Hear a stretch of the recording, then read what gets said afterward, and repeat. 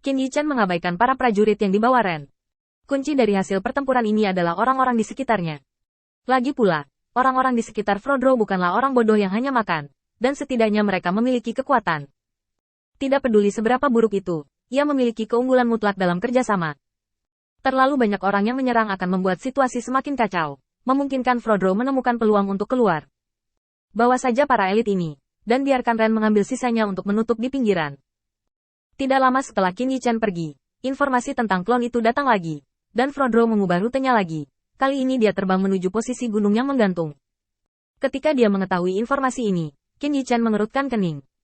Tampaknya di antara ribuan orang yang dipilihnya, masih ada eyeliner Mahkamah Agung. Jika Anda tidak mengeluarkan orang-orang ini, Anda tidak akan pernah ingin mengetahui keberadaan Frodro selama sisa hidup Anda.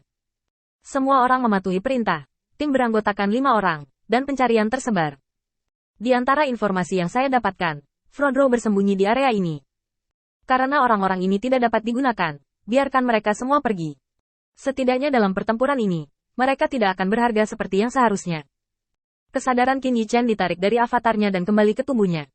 Dia membuka matanya dan menatap langit kosong di depannya. Dewa Qin Yichen sudah menunggu satu-satunya cara untuk Frodro. Hanya saja tenaga Ren tidak bisa dipercaya sekarang, dan sulitnya mencegat Frodro bisa dibayangkan. Kemudian gunakan klon untuk mengiringkan ke Ren. Berapa banyak bawahan yang Anda miliki? Jangan sebutkan ini. Berapa banyak bawahan yang dapat Anda identifikasi dan percayai? Semua keberadaan kami telah terungkap. Ren masih ragu-ragu. Sampai saat ini, suara mendengung di kepalanya. Dia dengan cepat menggelengkan kepalanya. Aku tidak tahu. Tapi aku bisa yakin bahwa yang bisa kupercaya adalah penjaga yang aku latih secara pribadi di kota Terapung Lin. Mereka telah mengikutiku sejak kecil. Orang-orang ini harus dipercaya. Mereka tidak memiliki kesempatan untuk menghubungi yang tertinggi. Pengadilan. Sekitar 10.000 orang. Mata Qin Yichen berbinar, tetapi dia tidak menyangka bahwa Ren masih memiliki beberapa ide. Dia tidak menyangka bahwa pria yang tampak jujur ini masih memiliki bawahan pribadinya sendiri di belakang punggungnya. Ini juga merupakan hal yang baik. Kamu membiarkan orang-orang lainnya bekerja sama dengan ribuan orang yang aku tunjuk sebelumnya untuk mencari di sekitar, dan kemudian kamu membawa orang-orang kepercayaanmu ke titik komando, dan membunuh Mahkamah Agung dari belakang secara mengejutkan. Ren bertanya dengan cepat. Bukankah tujuan kita untuk mencegat Frodro? Kenapa berubah lagi? Qin Yichen menarik napas dalam-dalam dan berkata perlahan. Kamu bukan komandan yang memenuhi syarat. Jika kamu tidak memiliki kemampuan untuk beradaptasi dan memahami, kamu tidak akan dapat menemukan keuntunganmu di medan perang yang selalu berubah. Ren menggelengkan kepalanya tanpa daya, dan sekali lagi memilih untuk mempercayai Qin Yichen. Dia bisa sangat mempercayai Qin Yichen dan menyebarkan bawahannya lagi dan lagi. Yang paling penting adalah bahwa catatan Qin Yichen di kota Terapung Lin dapat dilihat, dan segala sesuatunya berkembang ke arah yang dikatakan Qin Yichen. Kadang-kadang menangkap beberapa utusan di sepanjang jalan, dan saya yakin dengan tebakan Qin Yichen. Dia secara pribadi meminta pengawalnya untuk diam-diam berkumpul dan berangkat. Melihat tim yang terdiri dari 10.000 orang, Ren merasa agak gelisah di dalam hatinya. Apa yang bisa dilakukan 1 juta orang? Belum lagi kesenjangan kekuatan antara orang-orang ini dan utusan surgawi dari Mahkamah Agung Ilahi.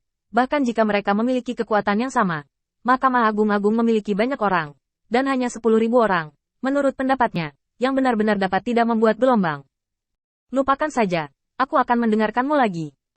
Ren mematuhi perintah dan berangkat, sementara Qin Yichen berdiri di langit dan menutup matanya lagi. Sebagian besar klon telah tiba di kota terapung terdekat, dan menjelaskan krisis kota pemurnian Beiyun kepada penguasa kota terapung.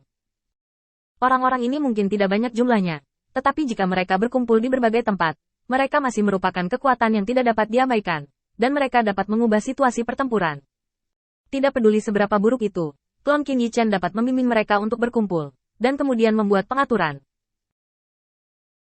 Sekarang Qin Yichen memejamkan mata, hanya untuk berkonsentrasi pada masalah ini. Pertempuran ini harus berakhir. Mahkamah Agung telah menghasilkan banyak uang, dan Beiyun Liancheng juga menggertakkan giginya. Saya khawatir pada awal pertempuran, tidak ada pihak yang berpikir bahwa semuanya akan menjadi seperti ini.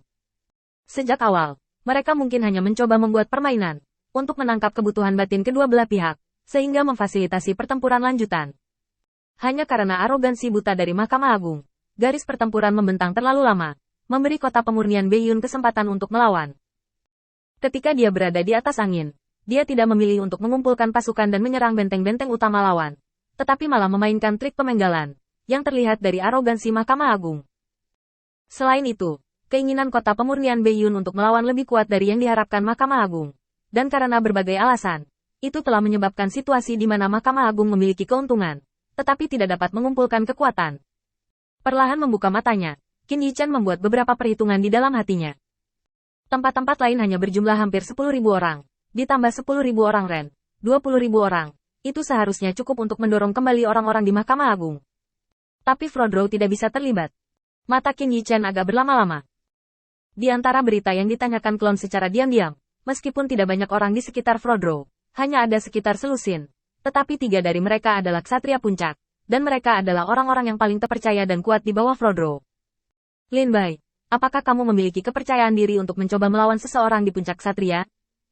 Lin Bai menyeringai. Itu alami. Qin Yichen sedikit mengangguk. Yah, 2 orang lagi diperlukan. Tidak, apakah aku melupakan orang ini Li Yun? Memikirkan hal ini, Qin Yichen menepuk kepalanya. Meskipun metode ilusi Li Yun tidak cukup untuk mengalahkan level ksatria puncak, setidaknya dapat menunda lawan di lingkungan seperti itu. Selain itu, Yu Daoseng dan Hercules tidak bisa bergerak di Lin Floating City. Tubuh Matt hancur, dan tidak bisa digunakan sekarang. Setelah menghitung, hanya Sai Lao dan Fatih yang hampir tidak bisa menggunakannya. Tapi Fatih dan Sai Lao keduanya memiliki masalah yang sama.